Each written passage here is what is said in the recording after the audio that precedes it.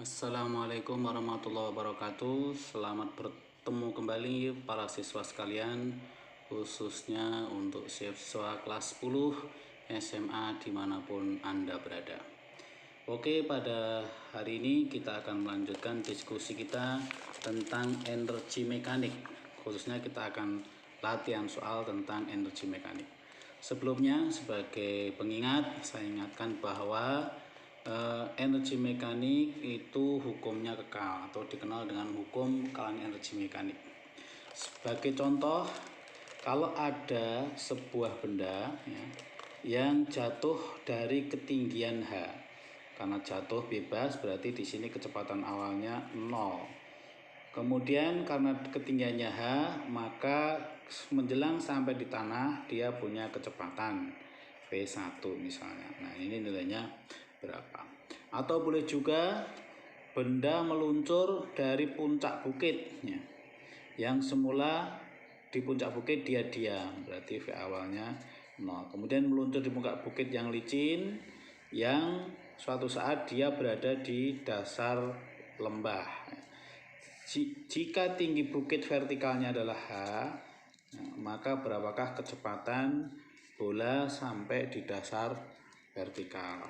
Nah, ini kita jawab pakai hukum kekekalan energi mekanik. Prinsipnya, energi mekanik di keadaan di keadaan ini sama dengan energi mekanik di keadaan 2. Di keadaan ini, energi mekanik di keadaan 1 sama dengan energi mekanik di keadaan 2. Padahal energi mekanik itu adalah energi potensial ditambah energi kinetik. Ini juga energi potensial ditambah energi kinetik. Keadaan 1, keadaan 1, keadaan 2, keadaan 2. Nah, di keadaan 1, keadaan awal, ini kecepatannya 0. Berarti energi kinetiknya 0. Karena energi kinetik itu tergantung dari kecepatannya.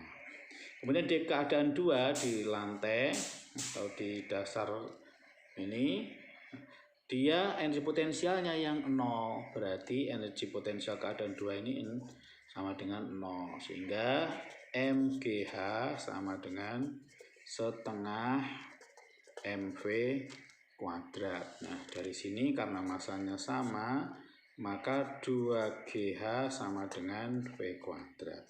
V sama dengan akar dari 2GH, dengan H adalah panjang lintasan yang dilalui sampai kecepatannya V. Nah, persamaan ini akan sering kita pakai di latihan soal yang akan kita diskusikan bersama. Kita mulai soal yang pertama. Sebuah benda A dan B bermassa sama. Benda A jatuh dari ketinggian h meter dan benda B dari 2h meter. Jika A menyentuh tanah dengan kecepatan V meter per sekon, maka benda B akan menyentuh tanah dengan energi kinetik berapa? Jadi ilustrasinya, benda A berada pada ketinggian H, ini benda A. Nah, kemudian benda B ketinggiannya adalah 2H. Benda B di sini. Nah, benda A sampai di tanah ini kecepatannya adalah V. V. Padahal V itu tadi sebagaimana yang kita bicarakan tadi sama dengan akar 2GH. 2GH, hanya H untuk A.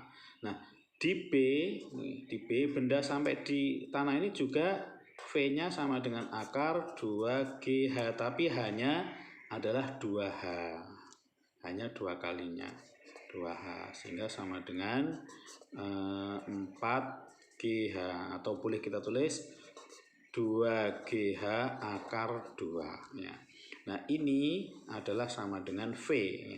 Jadi ini sama dengan V akar 2. Kecepatan di B itu sama dengan kecepatan A akar 2. Maka energi kinetik B adalah setengah MV kuadrat, V-nya V akar 2. Berarti setengah MV akar 2 dikuadratkan ya. Atau sama dengan setengah MV kali 2. V kuadrat kali 2 ya. Ini hilang, sama dengan MV kuadrat saja. Kita lanjutkan yang kedua. Perhatikan gambar berikut. Percepatan gravitasi 10 ya. Jadi Jadi ini ada sebuah bola yang meluncur horizontal di atas meja yang tingginya 1 meter. Nah, kemudian dia lepas dan sampai di dasar lantai pada jarak X. Kecepatan bola ketika sampai di tanah. Nah, ini ya. Jadi ketika jatuh di sini misalnya, bola ini memiliki 2 komponen kecepatan. Yang pertama pada arah horizontal, nilainya sama dengan arah ini, yaitu sama dengan 2. Kemudian pada arah vertikal ke bawah nilainya sama dengan V akar 2. V sama dengan akar 2GH maksud saya. Akar 2GH dengan hanya 1. Berarti akar kali 2, akar 2 kali 10 kali 1 atau akar 20 ya. Akar 20 itu adalah berapa? Ya akar 20 enggak apa-apa. Nah, sekarang karena di sini ada 2 komponen kecepatan, maka saya pindahkan di sini gambarnya. Ya. Jadi di sini ada 2 kecepatan horizontalnya 2, vertikal ke bawahnya akar 20. Maka resultannya ini, resultan kecepatannya adalah perpaduan Pythagoras ya. Jadi V totalnya adalah akar dari 2 kuadrat ditambah 20 akar 20 kuadrat itu berarti 20 ya. Akar 4 plus 20. Akar 20 itu kalau dikuadratkan jadi 20. Maka akar 24 itu 2 akar 6.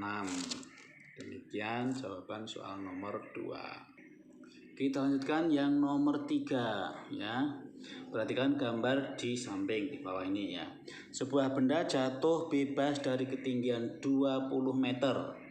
Jika percepatan gravitasinya 10, maka kecepatan benda pada saat berada 15 meter di atas tanah. Ya, lagi-lagi di sini awalnya dia pada ketinggian 20 jatuh sehingga suatu saat tingginya menjadi 15. Berarti dia sudah menempuh jarak 20 dikurang 15 berarti 5 meter. Maka kecepatan di sini V sama dengan akar 2GH dengan hanya 5 ya, hanya adalah 5 akar dari 2 kali G-nya 10 kali 5 akar 100 ya. Akar 100 itu adalah 10 meter per sekon. Berikutnya soal nomor 4. Sebuah balok ditahan di puncak bidang miring seperti gambar. Ketika dilepas, balok meluncur tanpa gesekan sepanjang bidang miring. Kecepatan balok ketika tiba di dasar bidang miring adalah, nah ini karena lantainya licin, bidang miring licin berarti tidak ada gaya gesek. Maka energi potensial di sini berubah menjadi energi kinetik. Ya, sehingga kecepatan di sini sama dengan akar 2GH dengan H adalah ketinggian ini ya. Berarti V sama dengan akar 2 kali 10 kali 5. Lagi-lagi akar 100 adalah 10 meter per sekon. Kita lanjutkan nomor 5. Sebuah benda bermasa M kilogram dilepaskan dari puncak bidang miring yang licin seperti gambar. Perbandingan energi potensial dan energi kinetik balok ketika berada di titik M besarnya. Kita lihat di sini di titik M besar ini tingginya sepertiga H. Ini tingginya H sampai di sini sepertiga H. Berarti kalau dia sampai di M, dia telah menempuh jarak tinggi ini adalah H-1/3. Berarti 2/3 H. Maka ketika sampai di M, kecepatannya adalah akar 2G dengan H-nya adalah 2/3 H. Ya, sehingga ini boleh kita tulis menjadi 2-nya keluar boleh akar 2GH/3. 2 akar GH/3. Ini kecepatan balok ketika sampai di M. Maka energi kinetiknya adalah setengah mv kuadrat ya. V-nya adalah ini 2 akar GH3 tadi ya. Jadi kita masukkan M-nya setengah M berarti ini kalau dikuadratkan akarnya hilang ya, kalau dikuadratkan akarnya hilang. 2G2/3H ini hilang, berarti 2/3 mGh energi kinetik di titik M. Nah, EP-nya energi potensial pada saat di M ya sama dengan mg dengan hanya sepertiga H. Padahal yang ditanya adalah perbandingan antara EP dan EK. EP dibanding EK adalah mg sepertiga H dibanding 2/3 mGh. Kita coret 3 dan mg nya kita peroleh 1/2 ya, 1/2 itu jawabannya. Kita lanjutkan nomor 6. Sebuah benda jatuh bebas dari posisi A seperti pada gambar. Nah, perbandingan energi potensial dan energi kinetik ketika sampai di B. Saya kira ini sama ya. Jadi di B ini tingginya 1/4 H. Berarti dia di sini sudah menempuh H-1/4 berarti 3/4 H. Nah, maka V di B adalah akar 2G dengan hanya 3/4 H ya. Maka energi kinetiknya adalah setengah mV kuadrat. V-nya ini kalau dikuadratkan berarti akarnya hilang, 2G 3/4 H ya. Jadi setengahnya hilang, kita peroleh EK di titik B adalah 3/4 mGh. Nah, EP-nya karena ditanya adalah EP dan EK, berarti EP-nya adalah mg dengan hanya 1/4 H. Nah, pertanyaannya EP dibanding EK. EP dibanding EK berarti sama dengan mg kali 1/4 H dibanding 3/4 mGh. mGh-nya hilang, 1/4 banding 3/4 adalah 1/3. 1/3. Oke, kita lanjutkan nomor 7. Sebuah bola bermasa 0,1 kg dilempar mendatar dengan kecepatan 6 dari atap gedung yang tingginya 5 meter. Jika percepatan gravitasinya 10, maka energi kinetik bola pada ketinggian 2 meter. Jadi kita gambarkan ilustrasinya, gedungnya 5 meter tingginya. Kemudian di sini ada bola yang dilempar horizontal dengan kecepatan 6 meter per sekon. Massa bola 0,1. Nah, bola akan bergerak parabola begini dan suatu saat dia sampai pada ketinggian 2 meter. Suatu saat sampai pada ketinggian 2 meter. Maka energi kinetik bola pada saat di tingginya 2 meter. Nah, kita ingatkan karena ini gerak parabola, maka di sini bola tadi memiliki dua macam gerak, yaitu gerak horizontal sama dengan gerak yang dilempar tadi nilainya 6, dan gerak vertikal ke bawah nilainya sama dengan akar 2G tapi hanya 5 dikurangi 2, berarti ini 3 meter. Nah, jadi di sini kecepatan horizontal ke bawahnya P sama dengan akar 2G kali 3 meter ya. 2G kali 3 meter, akar 20 kali 3, akar 60 ya. Akar 60 itu kecepatan di titik, kecepatan arah ke bawah. Nah, sekarang perpaduannya berarti ini ya, perpaduannya adalah V totalnya adalah akar dari Pythagoras ya, 6 kuadrat ditambah akar 60 kuadrat itu berarti 60. Berarti akar 36 plus 60 itu sama dengan akar 96. Tapi yang ditanya energi kinetik. Berarti energi kinetik sama dengan setengah mv kuadrat dengan V akar 96. Berarti setengah masanya 0,1, akar 96 kuadrat itu adalah 96. berarti 0,5 dari 9,6, 4,8 Joule. 4,8 Joule ya. Berikutnya adalah soal nomor 8. Sebuah benda bergerak dari titik A tanpa kecepatan awal. Jika selama gerakan tidak ada gesekan, maka kecepatan benda di titik terendah. Jadi titik terendah ini di garis gambar ini, titik terendah itu pada ketinggian 20 meter ya, pada jarak 20 meter dari pusatnya.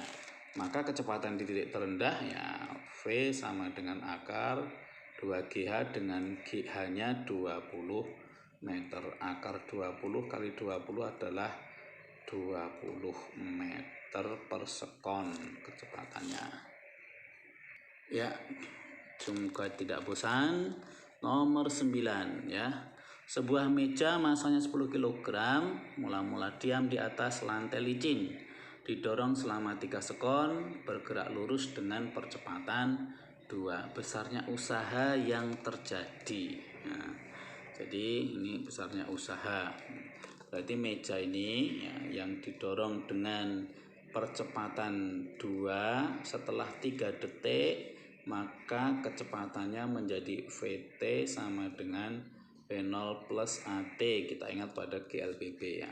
V0-nya 0 karena semula diam, A-nya 2, T-nya 3. Berarti kecepatannya menjadi 6 meter per detik. Di sini tuh kecepatannya menjadi 6 meter per detik. Nah, kalau usaha itu adalah perubahan energi kinetik. Semula diam, energi kinetiknya 0 menjadi energi kinetiknya pada saat 6 meter per sekon. Berarti usahanya sama dengan energi kinetiknya setengah mv kuadrat. Setengah masanya 10, kecepatannya 6, berarti 6 kuadrat itu 36. Setengah kali 10 kali 36, 5 kali 36 itu 180 Joule. 180 Joule ya. Mudah-mudahan tidak bosan. Nomor 10. Perhatikan gambar perpindahan balok sebagai berikutnya. Anggap G10 jika koefisien gesekan kinetik antara balok dan lantai μk 0,5, maka nilai perpindahan S adalah, kita lihat ya, balok ini masanya 4 kg, semula kecepatannya 5 meter per sekon. Kemudian karena lantainya kasar, ada gaya gesek ya, setelah menempuh jarak S dia kecepatannya 0 atau berhenti.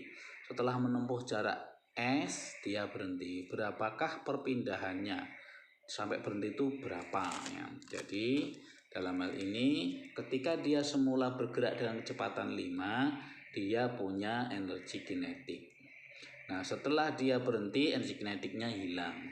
Nah, energi kinetik itu tidak mungkin hilang, tetapi berubah menjadi usaha yang dilakukan oleh gaya gesek. Jadi prinsipnya ini adalah energi kinetik di keadaan 1 menjadi usaha karena gaya geseknya, berarti setengah mv kuadrat sama dengan F gesekan kali jarak perpindahannya ya.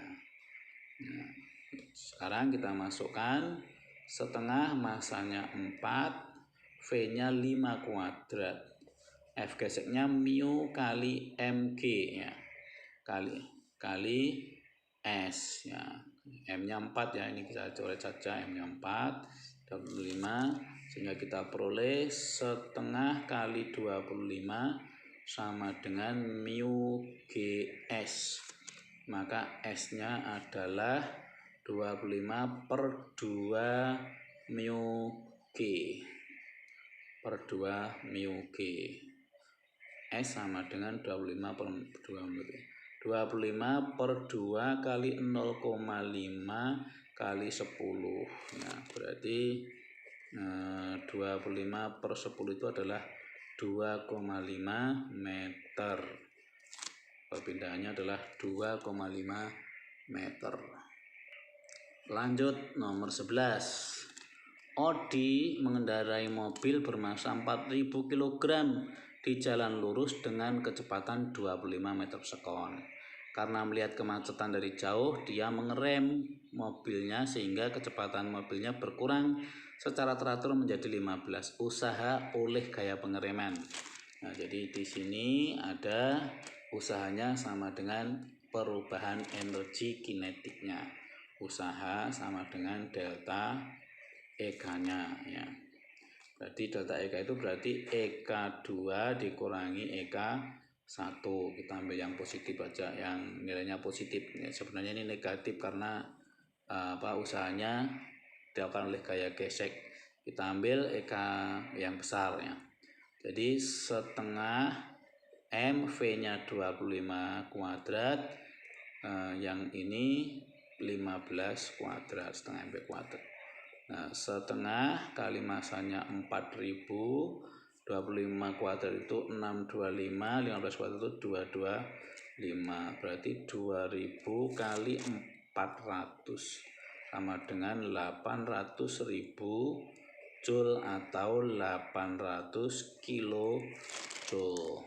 Ini nomor 11. Kita lanjutkan yang nomor 12.